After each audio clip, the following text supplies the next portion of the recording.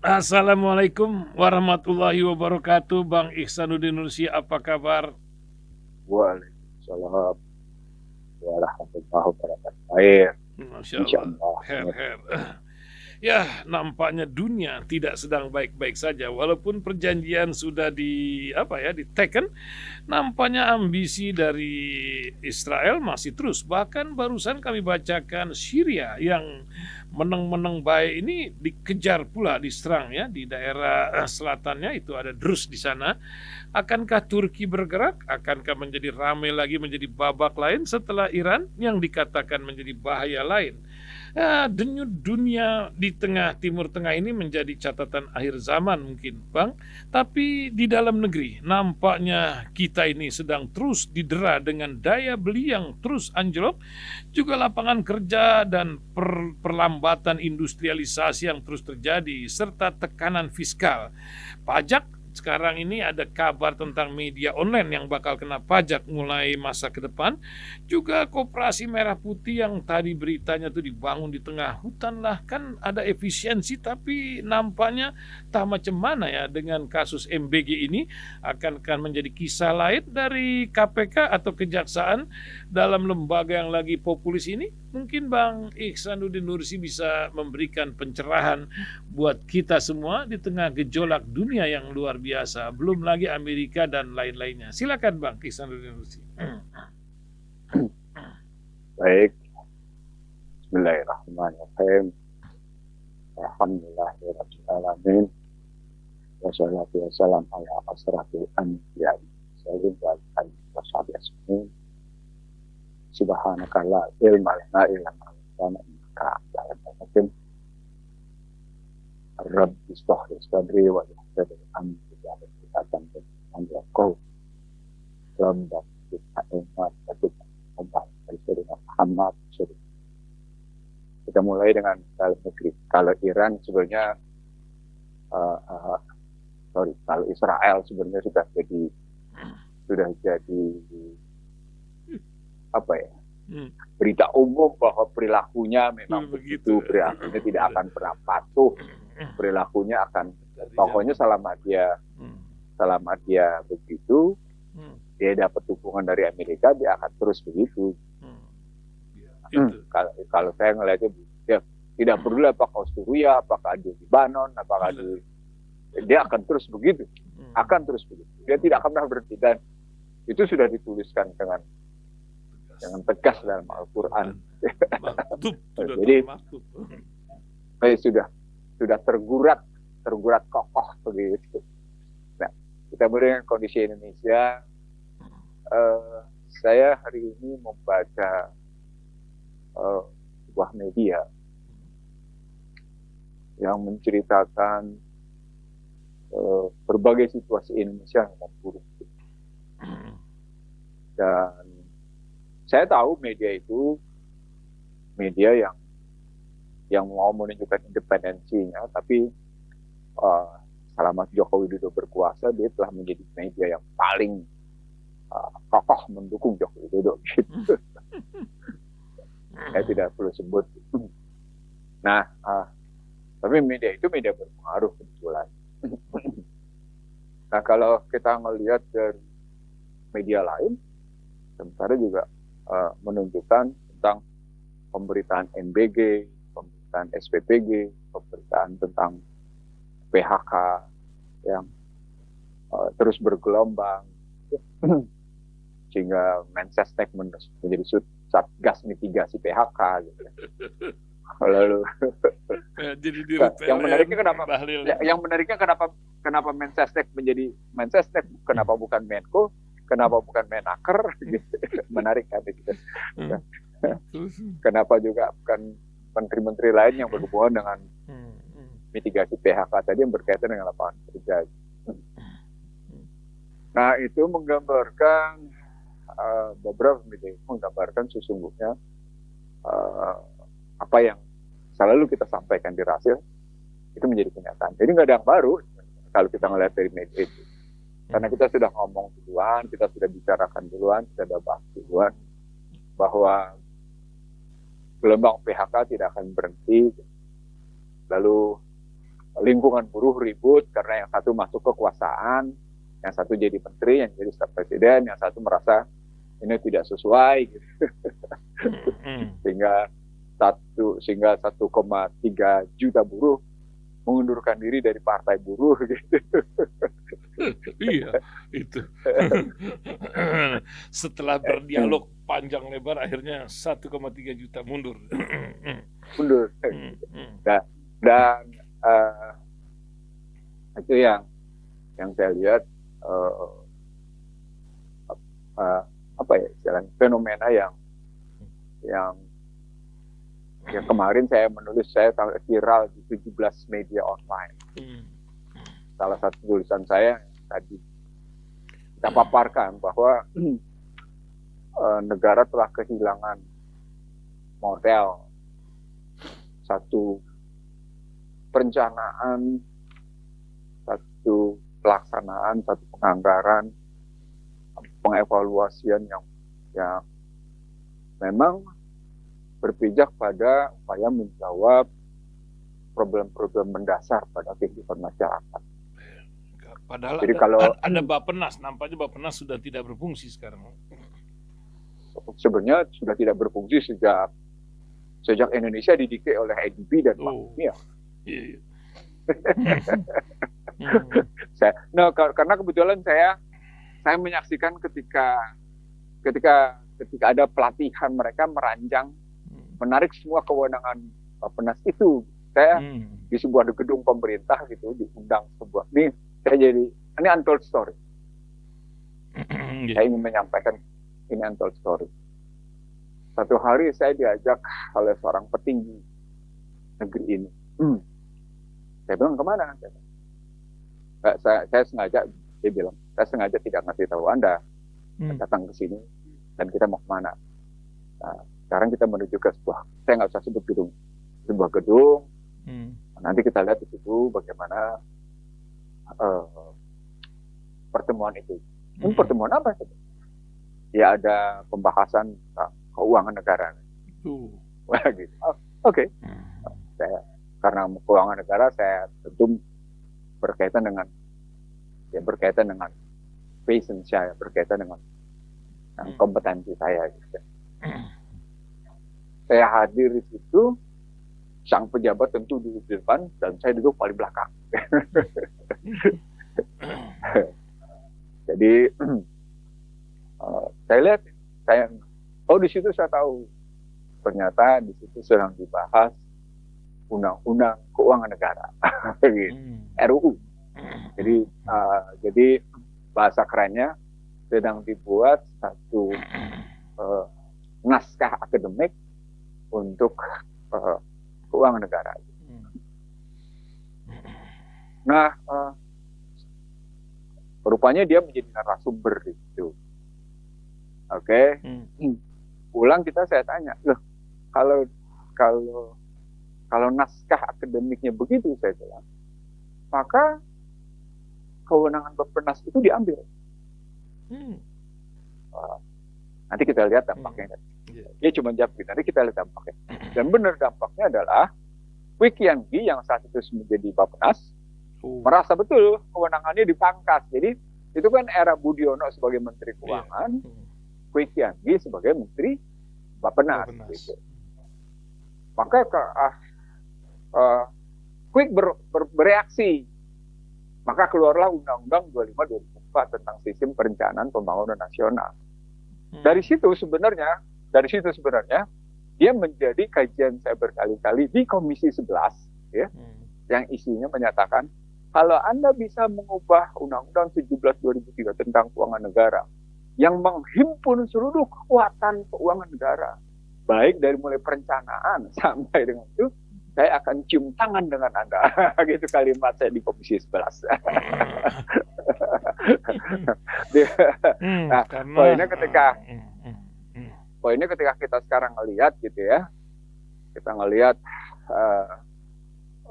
saya setelah itu cuma sekali menjadi pembicara di Bappenas. Setelah itu saya nggak pernah lagi diundang Bappenas gitu ya. Sampai sekarang. Jadi artinya sudah 22 tahun ya, cuma sekali diundang Bappenas, setelah itu nggak pernah lagi. Dan memang tidak berharap juga gitu. Apa-apa ini adalah kalau hari ini kita menyaksikan berbagai media membahas tentang MDG, SPPG, lalu tentang Koperasi. operasi merah putih, lalu bicara tentang swasembada energi, swasembada pangan, kan semuanya berkaitan dengan perencanaan pembangunan. Ya, termasuk Danantara ya yang minta perlindungan KPK sekarang ini. Iya. Jadi dan menarik kenapa mereka sampai kayak gitu. Nah, artinya anak Betawi bilang tiba saat tiba akal. Gitu. Tiba masa tiba akal masa. Iya. Tiba masa tiba akal gitu. Tidak dipikirkan dulu jauh sebelumnya dengan kalau baik. kata orang Bogor tuh kumahangke wae lah katanya, pokoknya jalan dulu gitu. Kumahangke. Nah, itu yang adalah ya hidup ini nggak perlu. Nah itu sebenarnya bentuk kegagalan sistem. Gitu. Kenapa? Karena memang Undang-Undang Dasar 2002 atau Undang-Undang Dasar 45 palsu itu kan tidak ada lagi bikin GBHN. Lalu digagas tentang pedoman haluan negara PPHN gitu. Sejumlah orang. Nggak bisa juga karena di sini itu nggak diberi di situ nggak dibuka ruang juga. Lalu mereka bilang iya kita cabut dulu undang-undang tata urutan perundang-undangan yang menyatakan tidak ada lagi produk TAP MPR sehingga MPR bisa bikin TAP. Artinya poinnya kalaupun mereka melakukan perbaikan undang-undang dasar palsu itu hanya dalam rangka mendirikan PPHN, sebenarnya baik itu hanya bersifat administratif atau itu merupakan satu keputusan yang memang memberikan tekanan paksa kepada sistem presidensial. Nah, ini menarik di sini karena perdebatan sistem menunjukkan bahwa mereka yang merancang Undang-Undang Dasar 2002 ini tidak punya kompetensi cukup untuk bicara tentang konstitusi yang memajukan negara. Maaf ya. Karena sesungguhnya di situ mereka tidak melihat semua negara yang maju hari ini yang kita lihat maju. Apakah kita lihat yang namanya Vietnam? Apakah kita lihat yang namanya katakan Iran deh yang tidak ada yang berpikir hanya dalam rangka 5 tahunan dengan RPJMN model Indonesia. Nggak ada. Mereka berpikirnya 25 tahun. Amerika yang bicaranya kayak gitu demikian liberalnya. Itu kalau ini perdebatan saya dengan AI ya. Perdebatan saya dengan AI merujuk kepada mundurnya Tulsi Gabbard gitu ya sebagai Direktur National Intelligence. Tentu karena AI, tentu tergantung siapa pemasoknya, siapa feedernya, tentu dia akan habis-habisan. Tapi ketika saya menggunakan dokumen-dokumen Amerika sendiri seperti National Security Strategy of US September 2002, National Defense Strategy of 2008 dan seterusnya, jadi saya ikutin betul semua dokumen-dokumen itu dan saya jadikan argumennya, AI-nya kalah. Di situ kelihatan bahwa sesungguhnya Amerika itu punya jangka panjang untuk melakukan satu peperangan. Jadi mikir perang aja mereka jangka panjang sebenarnya. Menciptakan perang terus karena industri ini harus bergerak gitu. Harus bergerak, itu yang saya bilang. Itulah financial military industrial complex, bukan militer. Industrial complex, ingat ya di sebuah stasiun TV saya bilang. Kalau Anda masih mikir dengan military industrial complex, Anda ketinggalan zaman. Karena sesungguhnya mereka sudah berpikir financial military industrial. Sejak kapan? Sejak Nixon shock. Sejak tahun 70. Sejak tahun 70 gitu. Jadi Agustus tahun 71, Nixon shock terkena. Mereka bikin sebuah perancangan gitu ya tentang bagaimana financial military financial industrial complex gitu. Dan berkaitan itu keseluruhan. Jadi artinya ini saya juga terkagum-kagum pada mayoritas bangsa Indonesia yang masih tetap demam dengan demokrasi liberal. Yang masih tetap masih demam dengan pasar bebas gitu ya. Iya, masih tetap bangga dengan gitu padahal dalam perdebatan saya dengan AI itu ya, dengan menggunakan dokumen itu, mereka bilang, ya itu ironinya Indonesia, dia bilang. Sampai AI mesin kayak gitu bisa bilang itu ironinya Indonesia. Tapi balik lagi masalah AI, Bang. Ini tadi saya juga bacakan berita nih dari akademisi yang mengatakan ada beberapa bank, Bang Danamon, juga Warner Bros approach perusahaan itu yang memutuskan keputusan itu AI. Tapi pertanggungjawabannya macam mana, Bang, ini? Apakah ini bisa menjadi sebuah acuan atau menjadi sebuah keputusan kalau terjadi macam gitu? Kalau saya lihat itu jadi sekedar rujukan, karena keputusannya tetap di tangan manusia. Jadi kalau misalnya saya ngelihat dari saya ngambil contoh pribadi saya gitu ya. Saya melakukan perdebatan tentang geopolitik, saya melakukan perdebatan tentang financial military industrial complex gitu ya. Karena spektrumnya luas, jadi saya ngelihat dalam sebuah tataran yang luas bahwa satu peristiwa akan berkaitan, satu peristiwa berkaitan dengan peristiwa lain. Misalnya serangan ke Suria gitu misalnya. Jangan kita lihat sebagai single variable itu perilaku Israel terhadap Suria, nggak bisa.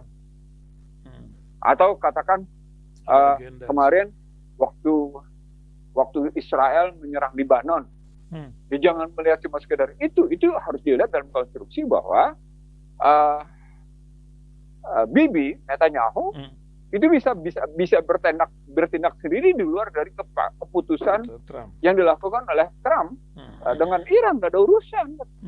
Dan dia bisa tunjukkan itu gitu. Poinnya adalah gitu, Israel itu mengambil posisi multiple suitable standard walaupun dengan Amerika.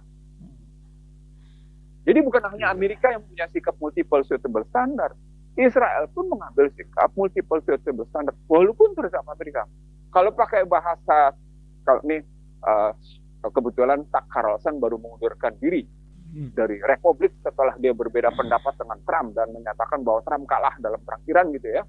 Sehingga si Tucker Carlson ini 35 tahun dan menjadi militan Republik dalam rangka membela Trump gitu ya.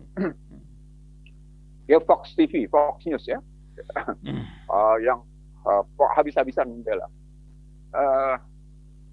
Dia bilang, ini karena Amerika berhasil didikte. Tepatnya Israel berhasil mendikte Amerika untuk kepentingan Israel, bukan untuk kepentingan Amerika. Ngapain kita mesti membayar pajak untuk bangsa ini, tapi pajak itu digunakan untuk membela Israel, yang Israel itu melakukan pembunuhan genosida dan tidak pernah bicara tentang kepentingan Amerika. Sedap kan? Itu sampai kayak gitu. Poinnya kalau kita ngambil dalam konstruksi Indonesia misalnya, banyak oligarki yang berkuasa, betul. Oligarki menguasai partai politik ini kan menjadi problem akhirnya. Nah itu yang cerita oligarki itu yang sesungguhnya saya bilang begini, jadi masuknya. Nanti ketemu lagi itu dengan argumentasi karena kita analisis saling keterkaitan. Jadi kita bicaranya sebuah konfigurasi kekuasaan. Jadi bukan konfigurasi kekuasaan itu dengan dimensi yang multidisiplin, sehingga metodologi kita, sehingga paparan kita lebih utuh gitu ya, dengan metodologi yang kokoh gitu. Saya mengajukan metodologi 3. Bagaimana metodologi itu harus tunduk pada konsistensi, koherensi, dan korespondensi. Bagaimana metodologi tadi itu tunduk pada cerita 5C, casing, konteks, konten, komprehensif, konsisten. Bagaimana metodologi itu tunduk pada yang namanya cara pandang struktural, cara pandang fundamental, cara pandang fungsional. 3 metodologi. Nah, baru si AI itu, kalau dalam bahasa, ya ini membuktikan bahwa memang satu peristiwa tidak merupakan satu single variable, dia bilang. Baru dia menjawab, dia baru ngakuin bahwa, ya itu ceritanya begitu. Cerita yang seperti yang saya bilang tadi. Nah, dari situ bisa kita lihat, saya bilang begini misalnya, di sistem presidensial berbasis demokrasi liberal, dengan demokrasi liberal yang ujungnya kemudian presidensial, sesungguhnya sudah terjadi pengambil alihan kedaulatan sehingga gitu ya, kedaulatan rakyat itu tergelintir orang. Itulah yang disebut dengan oligark politik. Ya. Lalu dia bilang, ya itu kalau pakai AI, ya itu kajiannya aja. Enggak, jangan bilang itu. Jeffrey Winters. Lihat coba secara detail, secara menyeluruh. Itu saya sebutin lagi berbagai data. Oh iya, akhirnya dia ngakuin Jeffrey Winters cuma sekedar formulasi. Padahal sesungguhnya sudah terjadi yang namanya pemusatan kekuasaan di bidang politik. Itu demokrasi liberal dengan presidensial. Gitu ya. Lalu berikutnya, di bidang ekonomi Anda menggunakan pasar bebas. Nah, di pasar bebas itu dengan kekuatan produsen dan kekuatan finansial berada di tangan produsen, maka sesungguhnya sudah terjadi pergeseran. Konsumen itu didikte habis-habisan. Sehingga terjadi pemusatan kekuasaan ekonomi di tangan segelintir orang. Itulah oligarki ekonomi. Ketika yang namanya oligarki politik lemah, maka yang mengambil alih adalah oligarki ekonomi. Apa poinnya? Di sini menarik. Apa poinnya dari kerangka? Poinnya dalam perdebatan bagaimana terjadi oligarki politik dan oligarki ekonomi itu, kelihatan bahwa negara akhirnya hanya menjadi alat, ini disebut negara hanya menjadi alat untuk mengakumulasi kekayaan para orang kaya dan mengakumulasi kekuasaan yang mereka sudah punya. Jadi meritokrasi ini menjadi morat-marit teokrasi, etokrasi ya. Ya, jadi luar biasa. Ini kan lagi viral nih asisten Raffi Ahmad. Jadi ketika argumen-argumen ya, jadi artinya ketika argumentasi itu kita masukin sedemikian rupa gitu ya. Saya bilang itu ilusi. Akhirnya mereka bilang ya itu ilusi. Ilusi bahwa pasar itu bebas. Ilusi bahwa partai politik demokrasi itu bebas, itu ilusi semua katanya. Itu ilusi kesetaraan. Itu ilusi di mana konsumen punya kekuasaan gitu. Nah, ketika bicara meritokrasi, jangan berharap karena akhirnya yang ada adalah oligarki. Orang-orang yang dia sukai, orang-orang yang mengabdi pada dirinya. Wajar ya Pak Prabowo bilang ini negeri makmur tapi kok rakyatnya miskin ya. Dia sendiri tahu sebenarnya. Itu artinya paradoks di situ. Ya, sehingga ketika dia tahu Indonesia paradoks, yang tulis ya betul. Yang mengakumulasi, yang mengakumulasi kekayaan, yang mengakumulasi kekuasaan di tangan segelintir orang, ya itu yang pernah saya bilang berkali-kali, sistem itu telah melanggengkan ketimpangan kemanusiaan. Itu yang tidak menjawab amanah pembukaan Undang-Undang Dasar 45. Tidak membebaskan, penting, tidak membebaskan ketertindasan, tidak membebaskan kebodohan, tidak membebaskan kemiskinan, tidak membebaskan ketimpangan, tidak membebaskan kehinaan. Nah, kalau kerangkanya begitu gitu ya, maka kasus sekarang merosotnya kepercayaan masyarakat terhadap pemerintah di bidang penegakan hukum, merosotnya kepercayaan masyarakat pada pemerintah di bidang ekonomi, di bidang sosial, macam-macam gitu terhadap partai itu bukan hal baru karena memang tadi selain model perencanaannya salah begitu, model perencanaannya salah, lalu kemudian sistemnya salah, aktornya salah gitu ya. Aktornya salah, nah akibatnya jadi begitu. Jadi bukan cuma sekedar sistem dan aktor yang salah. Dia dilengkapi dengan perencanaan yang salah sebagai dampak dari sistem yang salah. Dia dilengkapi dengan aktor yang tidak kompeten, seperti masuknya misalnya seorang yang tidak mengerti tentang energi, mesti duduk di bidang energi hanya karena balas budi. Misalnya contohnya begitu gitu. Ada orang yang tidak mengerti tentang yang ijazahnya lagi digugat gitu ya. Iya, tentang digugat. Atau misalnya anggota DPR 211 orang tidak jelas kelas pendidikannya apa, jenis pendidikannya apa gitu loh. Sementara yang lain kayak gitu ya gimana? Sampai akhirnya diledek ke anak-anak S1 yang cerdas-cerdas itu. Gimana negara ini diatur oleh 211 orang pendidikannya tidak jelas gitu ya. Dia bikin pengawasan, dia bikin penganggaran, katanya begitu kan? Dia bikin aturan katanya. Coba. Bagaimana nggak kacau? Dan dia diatur oleh ketua partai lagi, bingung juga kan? Nah, lalu problemnya lagi bicara efisiensi tapi kabinetnya bengkak katanya. Coba logikanya itu. Itu menggambarkan bahwa ketika kita tidak memahami apa yang kita bicarakan, lima takuluna malah tafalu, ya, kita tidak melakukan apa yang kita katakan, gitu ya. Maka yang ada akan bencana, yang ada akan terjadi petaka. Itu yang mestinya dipahami ketika memang sesuatu tidak diserahkan pada yang ahlinya.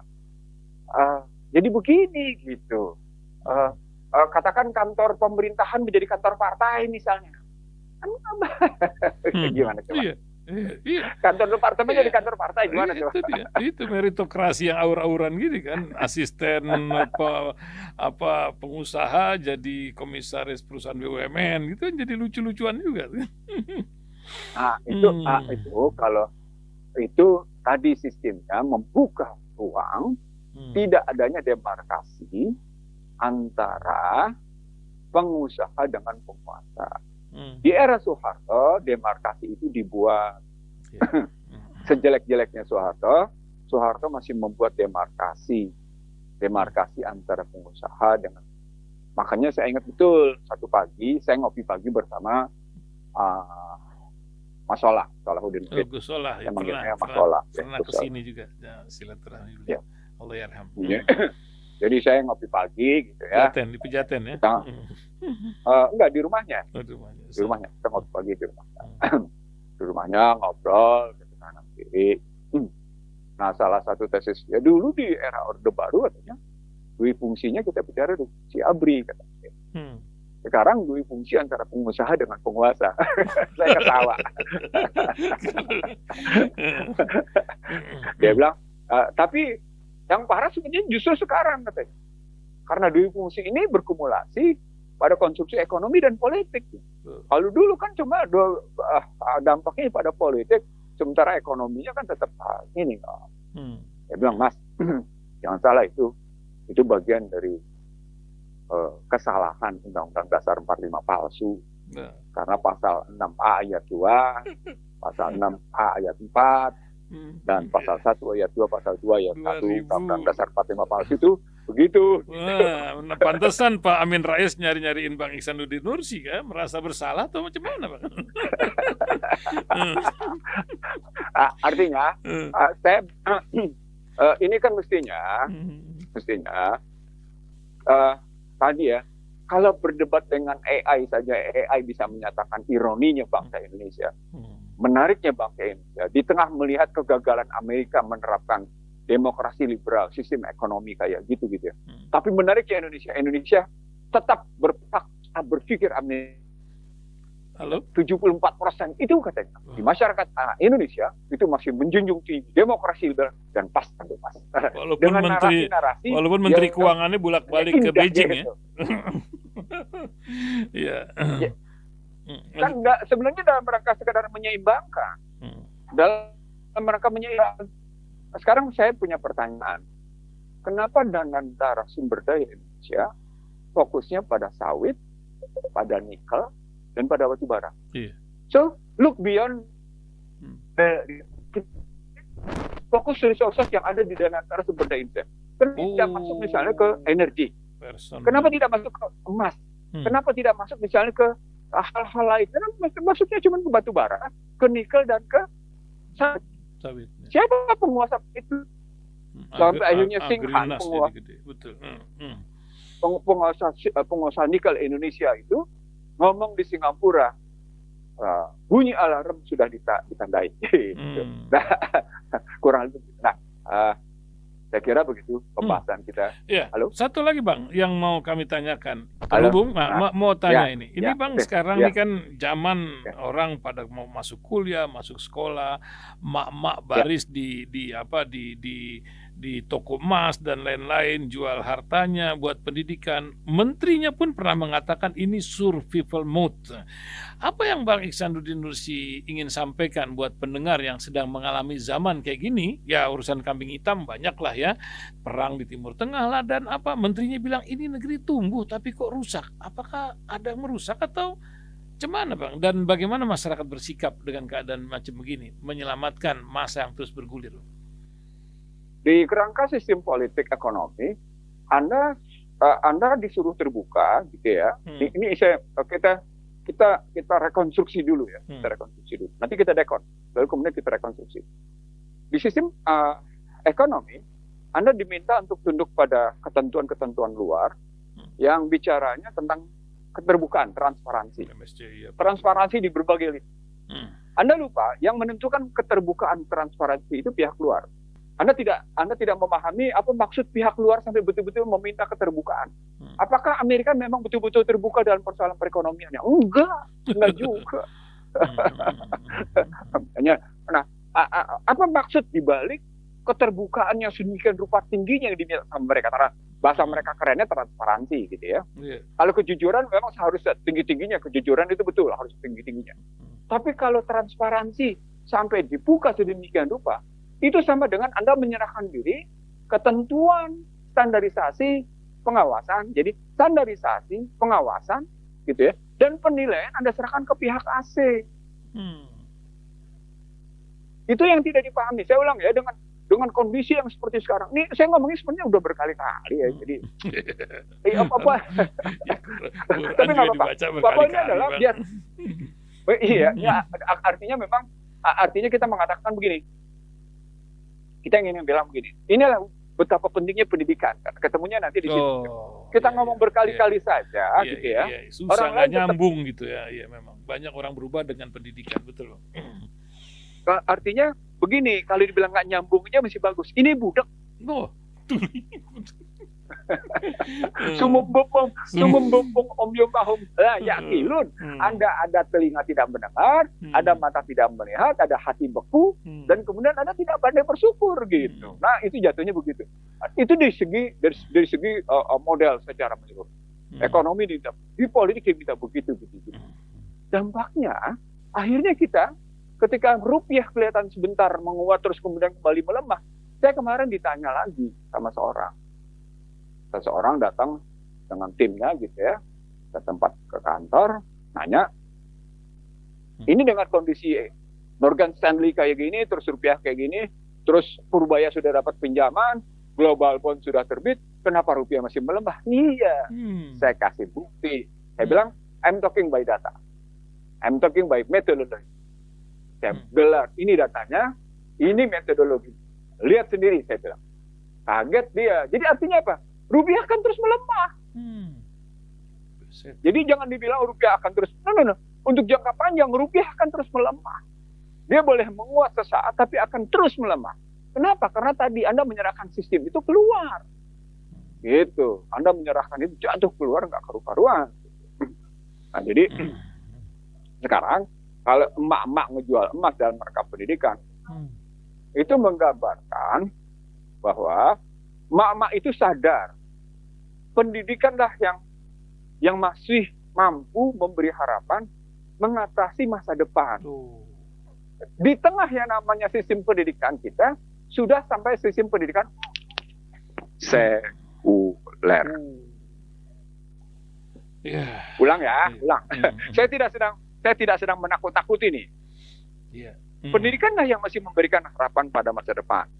Di tengah sistem pendidikan kita, itu masih memperlakukan, masih menerapkan model, masih melaksanakan model sekulerisme. What's the point? Sekulerisme itu tidak akan pernah menjawab kebutuhan manusia itu sesungguhnya. Artinya, Bu, ini juga pernah saya ngomong di depan ibu-ibu 2 minggu lalu. Ada sekitar 40 ibu-ibu mengundang saya gitu ya. Baru kali itu saya memenuhi undangan ibu-ibu gitu ya. The power of mama. Ya, the power of mama gitu ya. Kebetulan si mama ini tukang demo, jadi ngundang saya gitu. Nah, di depan mama itu saya bilang, inilah hasil pendidikan, inilah ceritanya, sekulerismenya. Bahkan kemarin di sebuah masjid saya bilang, pesantren sekalipun menerapkan sekulerisme. Gitu. Jadi kalau di hari ini mereka menjual emas dalam rangka mempersiapkan diri anak-anaknya masuk ke pendidikan, itu karena pendidikan masih memberikan. Memang secara umum, secara universal, pendidikan meleverage posisi seseorang, pengetahuan dan seterusnya. Sama seperti ketika Rasulullah menerima Iqra bismi rabbikal ladzi khalaq hingga al-yauma akmaltu lakum dinakum. Itu kan membuktikan bahwa umat manusia di dunia hanya bisa di leverage, hanya bisa diangkat harkat martabatnya hanya melalui ilmu dan iman, bukan, Gitu. dan ilmu dan imannya bersumber dari ajaran Allah, bukan dari ajaran sekularisme. Gitu. Tapi artinya fact-nya, metodologinya benar, tapi kontennya salah gitu bahkan. Jadi emak-emak itu menjalankan metodologinya benar, tapi gitu ya, kontennya, isinya, substansinya itu salah. Gitu. Nah, bagaimana memperbaikinya? Itu kan tentu metodologinya adalah ambil waktu Anda dalam sehari minimal 2 jam, 3 jam untuk berdialog pada anak dan isi anak-anak itu dengan Al-Quran. Gitu. Isi dengan seayat, 2 ayat, 3 ayat terserah, tapi isi anak itu dengan membacakan 1 ayat, lalu kemudian bacakan artinya. Kalau bisa tadaburi. Gitu. Sekarang sudah ada AI. Tanya AI kalau tentang ini bunyinya apa, kondisinya gimana, sampaikan itu pada anak. Gitu. Jadi mempelajari Al-Quran itu sekarang sudah jauh lebih mudah. Karena ada AI, ada macam-macam, bahkan kita bisa berdebat habis-habisan dan kita bisa menyudutkan AI habis-habisan untuk kemudian memenuhi hasrat kolbu kita, untuk memenuhi hasrat pikiran kita. Masya Allah. Saya kira begitu, Ustaz Khalid. Terima kasih banyak pendengar Radio. Jangan pernah putus menggantungkan harapan setinggi-tingginya pada kebaikan, karena matahari pagi masih terbit dari timur. Amin. Dan seperti tantangan pada Ibrahim, pada kaum itu ya, tidak akan terbit matahari dari barat, gitu ya. Masya Allah. Terima kasih. Jadi, mari kita bergantung pada Allah sambil kita terus berupaya memperbaiki kualitas kehidupan kita, kualitas kehidupan pribadi, keluarga, dan lingkungan. Subhanakallahumma wa bihamdika asyhadu an la ilaha illa anta astaghfiruka wa atubu ilaik. Wa afwan minkum. Assalamualaikum warahmatullahi wabarakatuh. Waalaikumsalam warahmatullahi wabarakatuh.